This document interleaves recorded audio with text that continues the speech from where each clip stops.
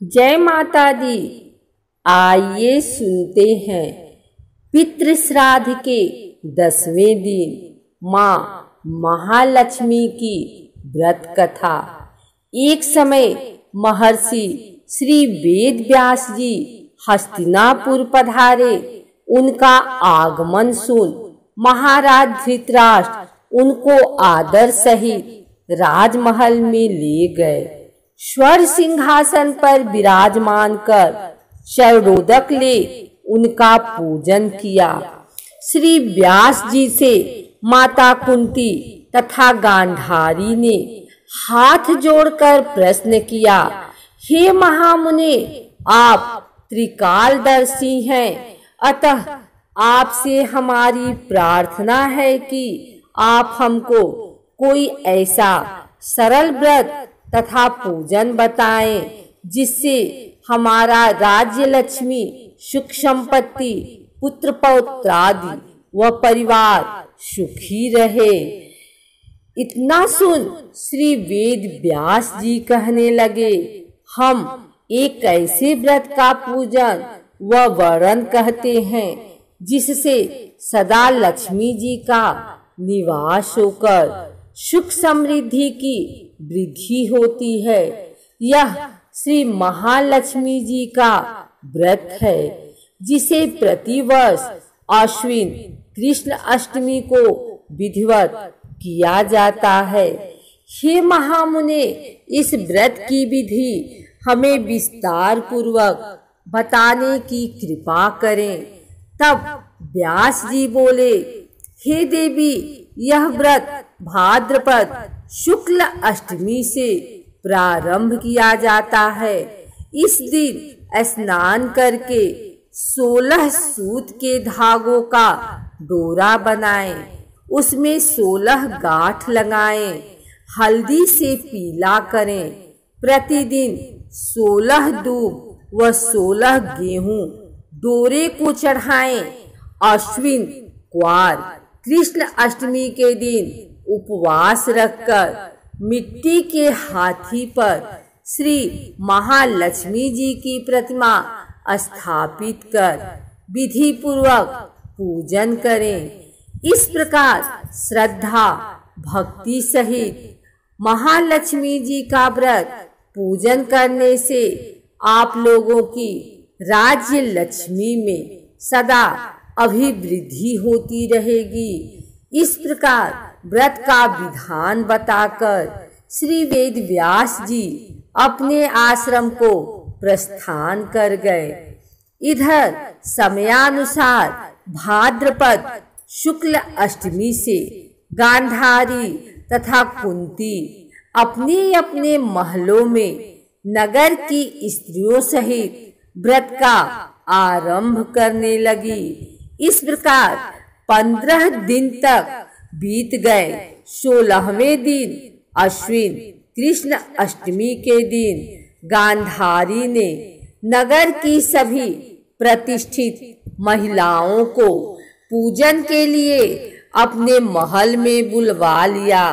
माता कुंती के यहाँ कोई भी महिला पूजन के लिए नहीं आई। साथ ही माता कुंती को भी गांधारी ने नहीं बुलाया। ऐसा करने से माता कुंती ने अपना बड़ा अपमान समझा।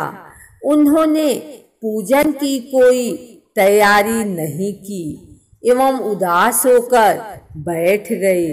जब पांचों पांडव युधिष्ठिर, अर्जुन, भीम, नकुल और सहदेव महल में आए तो कुंती को उदास देखकर पूछा, हे माता, आप इस प्रकार उदास क्यों हैं? आपने पूजन की तैयारी क्यों नहीं की? तब माता कुंती ने कहा, हे पुत्र, आज महालक्ष्मी जी के व्रत का उत्सव गांधारी के महल में मनाया जा रहा है। उन्होंने नगर की समस्त महिलाओं को बुला लिया और उसके 100 पुत्रों ने मिट्टी का एक विशाल हाथी बनाया, जिस कारण सभी महिलाएं उस बड़े हाथी का पूजन करने के लिए गांधारी के यहाँ चली गई, लेकिन मेरे यहाँ नहीं आई। यह सुनकर अर्जुन ने कहा, हे माता, आप पूजन की तैयारी करें और नगर में बुलावा लगवा दें कि हमारे यहाँ स्वर्ग के ऐरावत हाथी की पूजन होगी। इधर माता कुंती ने नगर में ढिढोरा पिटवा दिया और पूजा की विशाल तैयारी होने लगी। उधर अर्जुन ने बाण के द्वारा स्वर्ग से ऐरावत हाथी को बुला लिया।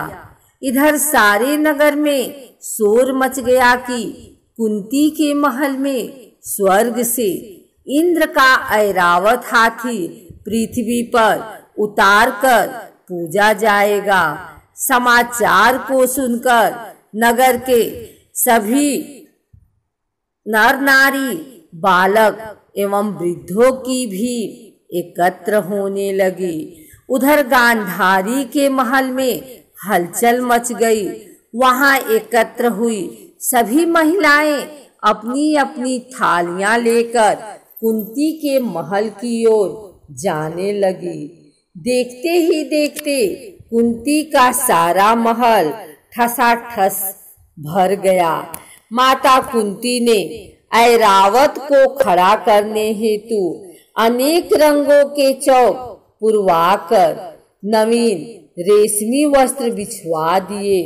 नगरवासी स्वागत की तैयारी में फूल माला, अबीर, गुलाल, केसर हाथों में लिए पंक्तिबद्ध खड़े थे।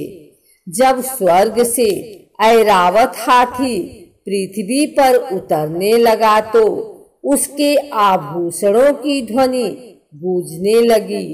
ऐरावत के दर्शन होते ही जय जयकार के नारे लगने लगे।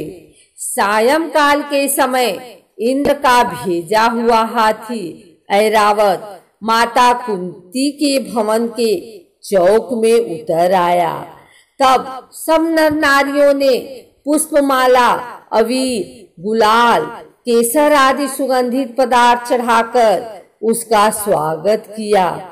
राज्य पुरोहित द्वारा ऐरावत पर महालक्ष्मी जी की मूर्ति स्थापित करके वेद मंत्रोच्चारण द्वारा पूजन किया गया। नगर वासियों ने भी महालक्ष्मी पूजन किया। फिर अनेक प्रकार के पकवान लेकर ऐरावत को खिलाए और यमुना का जल उसे पिलाया गया। राज्य पुरोहित द्वारा स्वस्ति वाचन करके महिलाओं द्वारा महालक्ष्मी का पूजन कराया गया। 16 गांठों वाला डोरा लक्ष्मी जी को चढ़ाकर अपने अपने हाथों में बांध लिया। ब्राह्मणों को भोजन कराया गया। दक्षिणा के रूप में स्वर्ण, आभूषण, वस्त्र आदि दिया गया।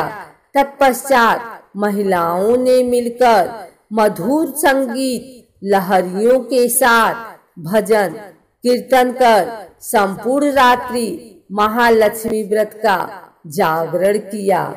दूसरे दिन प्रातः राज्य पुरोहित द्वारा वेद मंत्रोच्चार के साथ जलाशय में महालक्ष्मी जी की मूर्ति का विसर्जन किया गया। फिर ऐरावत को विदा कर इंद्रलोक को भेज दिया। इस प्रकार जो स्त्रियां श्री महालक्ष्मी जी का विधि पूर्वक व्रत एवं पूजन करती हैं, उनके घर धन धान्य से पूर्ण रहते हैं तथा उनके घर में महालक्ष्मी जी सदा निवास करती हैं।